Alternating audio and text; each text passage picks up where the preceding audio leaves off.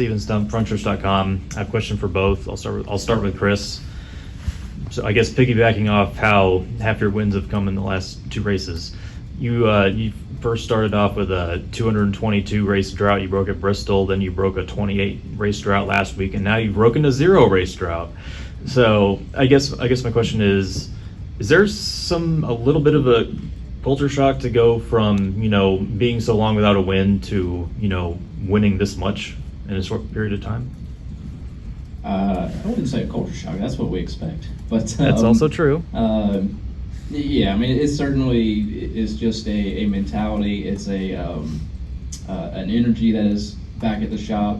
And we're full of a bunch of racers. We are competitive people throughout, hundreds of us, and nobody likes losing. And 28 races without a win, that's it doesn't sound like a drought, but it's our sport's tough. It's not like other team sports or team versus team sports where it's a 50-50 on your day, right? You either win or lose. We are in a battle with a lot of other teams, and you don't get to win very often because it is so difficult to be that consistent and make everything fall into place at the right time. So, certainly there's a lot that goes into it, but no, it's not a shock so much as it's just amazing to see the energy from those that have been at Roush for several decades to those that last week was their first win. That's awesome. That's special to see, and it's awesome to know that that kind of energy builds that momentum that I used to not subscribe to, and keeps us moving forward to where we can be better every single week that we go to the track, and try not to have any more droughts any longer. Okay, and then the next question I have is for both of you. So you guys were paired together in the Xfinity Series. You won the title together in 2015. Towards the end of 2021, you guys reunited in Cup. This is around the time also that RFK came to be. Has that been, how would you guys describe how you work together, and has that been just as much of the success as Brad coming in and doing what he's doing?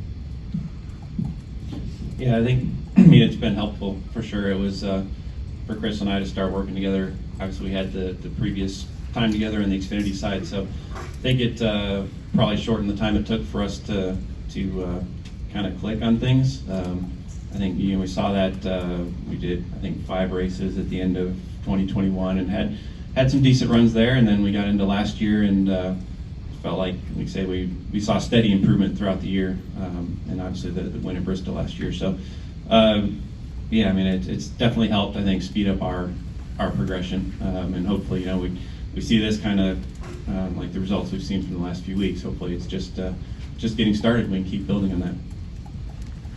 Yeah, I mean, it's it's certainly those 5 races.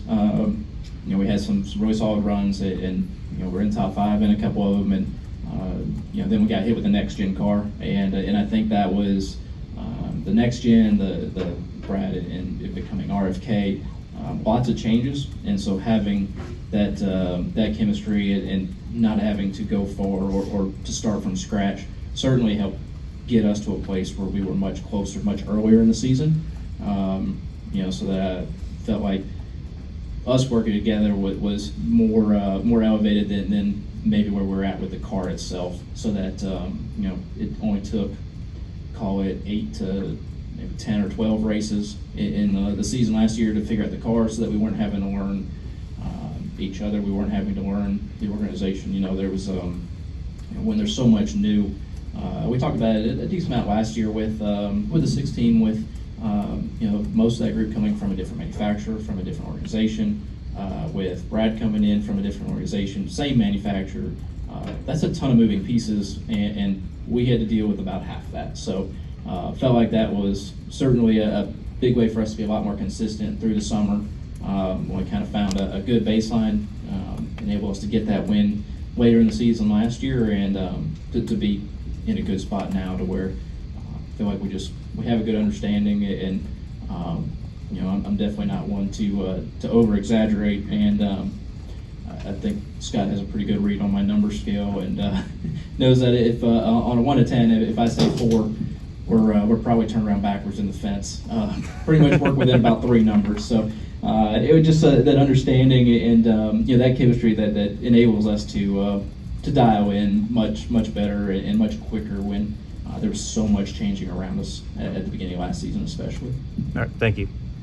This is Harrison Burton, driver the number 21. Make sure to hit that subscribe button. Also, check out one of these two videos beside me. Visit frontstretch.com for more racing content.